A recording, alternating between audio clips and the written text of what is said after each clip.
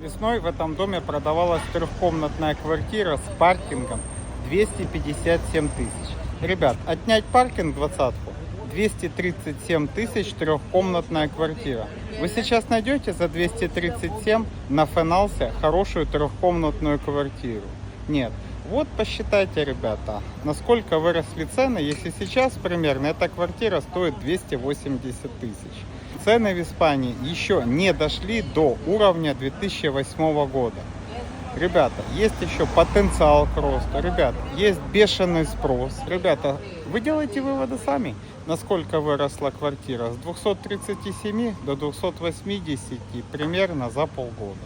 Покупать или не покупать и когда покупать, выбирать вам.